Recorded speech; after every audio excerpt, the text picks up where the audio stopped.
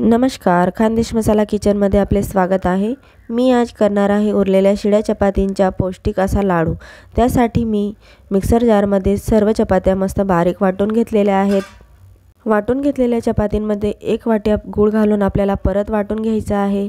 हे मिश्रण आता लाडू वळण्यासाठी तयार आहे।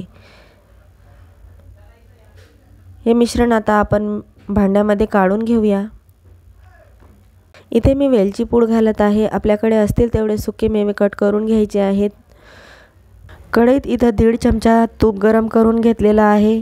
गरम झालेल्या तुपामध्ये आता कट केलेले सर्व सुके मेवे घालून आपल्याला मस्त खरपूस होईपर्यंत तळून घ्यायचे आहेत। इथे आपले सुके मेवे मस्त परतून झालेले आहेत। आता हे सर्व आपण लाडवांच्या मिश्रणावर टाकून घेऊ। आपल्याला इथे हे सर्व सुके मेवे मिक्स करायचे आहेत।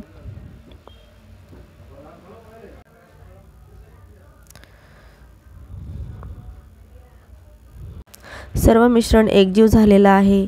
आता हे तयार आहे लाडू वळण्यासाठी।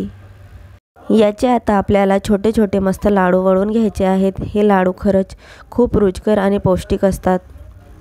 माझ्या मुलांना हे लाडू खूप आवडतात आणि मी नेहमी करत असते। इथे आपले सर्व लाडू वळून तयार झालेले आहेत। गार्निशिंगसाठी मी पिस्ता वापरलेला आहे।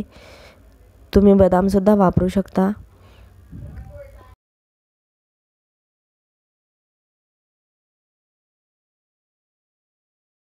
तुम्ही पण हे लाडू नक्की ट्राय करा।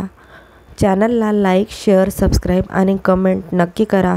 धन्यवाद।